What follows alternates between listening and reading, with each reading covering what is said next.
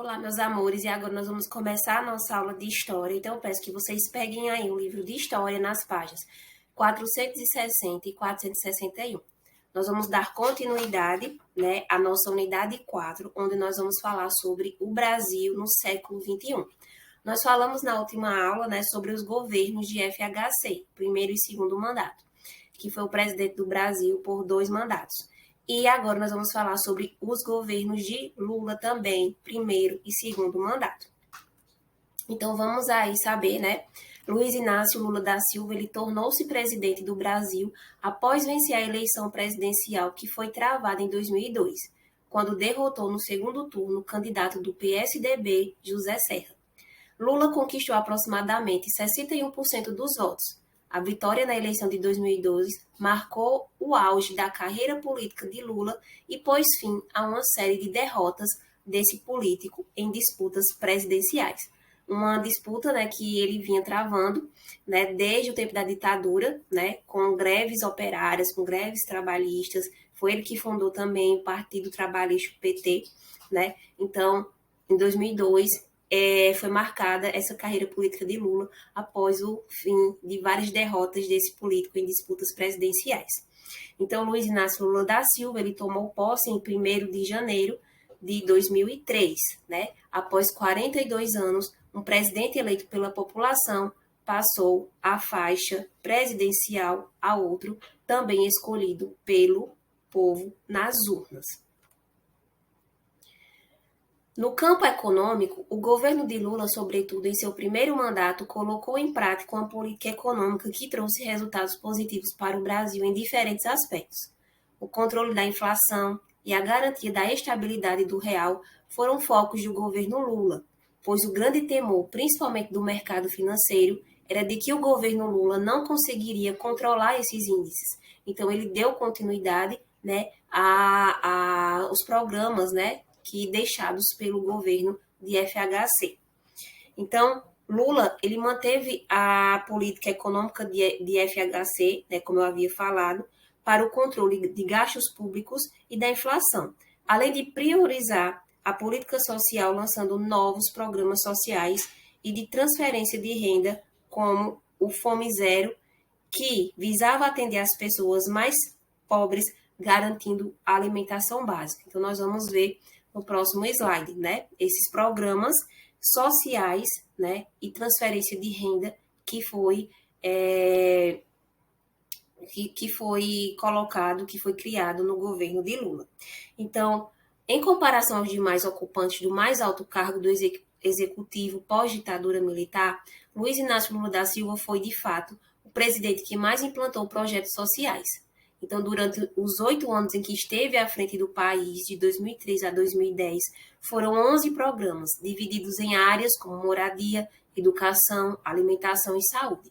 Depois de Lula, o segundo maior responsável por implantar projetos sociais foi o governo de Dilma Rousseff, que foi de 2011 a 2016, nós vamos ver nas próximas aulas. Também do PT, com 8 novos programas criados. E em seguida aparece Fernando Henrique Cardoso, que foi o presidente antecessor deles, 1995 a 2002, que criou 6 programas, que as habilidades auditivas são importantes. Então, olha só, nesse governo de Lula, como eu falei, foi lançado programas sociais, 11 programas, de transferência de renda, como o Fome Zero, que visava atender as pessoas mais pobres, garantindo a alimentação básica, e o Bolsa Família foi um deles também, por meio do qual cada família de baixa renda que mantivesse os filhos na escola receberia um valor mensal para auxílio nas necessidades básicas, para ajudar nas necessidades básicas. Esses programas elevaram os índices de popularidade de Lula. Então, com esses programas, a popularidade de Lula aumentou e várias pessoas começaram a ver positivamente, e ter Lula como um dos melhores presidentes do Brasil. Mas como em todo governo, tem corrupção e escândalos, os escândalos de corrupção durante o governo de Lula renderam fortes críticas ao PT, seja de grupos à direita e entendidos como opositores, seja de grupos ligados à esquerda. As críticas ao governo Lula e ao próprio PT relembravam o discurso petista durante a década de 1990, no qual o partido fazia a defesa intensa da ética na política. No entanto, a grande quantidade de denúncias e a comprovação de algumas delas mostraram que essa defesa da ética na política não aconteceu quando assumiram o poder do Brasil. Então, como candidato à reeleição em 2006, Lula enfrentou denúncias de corrupção, que envolviam pessoas da base aliada, né, que eram membros de diferentes partidos políticos que contribuíam para a realização do governo e também membros de seu partido, o Partido dos Trabalhadores, como eu falei aí, o PT. Mesmo em um contexto aparentemente desfavorável, né, o presidente ainda venceu as eleições daquele ano. Então, vamos ver aí, né, o segundo mandato de Lula, que apesar das denúncias de decepção, né, denúncias de decepção e da corrupção dos brasileiros com o governo de Lula, ele foi reeleito em 2006 e manteve um bom índice de aprovação, sobretudo entre a população de baixa renda, né? Então, no início do segundo mandato, Lula adotou medidas que colaboraram para diminuir a taxa de desemprego, né, e ampliar os programas sociais que já estavam implantados no seu primeiro mandato. Em 2007, ele lançou o Programa de Aceleração do Crescimento, PAC. Né? Então, no dia 22 de janeiro foi lançado o PAC, Programa de Aceleração do Crescimento, um conjunto de medidas que visa a aceleração do ritmo de crescimento da economia brasileira, com previsão de investimentos de mais de 500 bilhões de reais para os 4 anos do segundo mandato do presidente. Além de uma série de mudanças administrativas e legislativas, o PAC prevê um crescimento, né, do PIB de 4,5% em 2007 e de 5% ao ano até 2010. Isso foi tirado de uma fonte, né, já antiga, né, antes desse ano. Então, só para vocês verem o que o PAC previa, né, nesses 2 anos aí, né, de 2006 até 2010, teve esse crescimento aí no PIB, certo?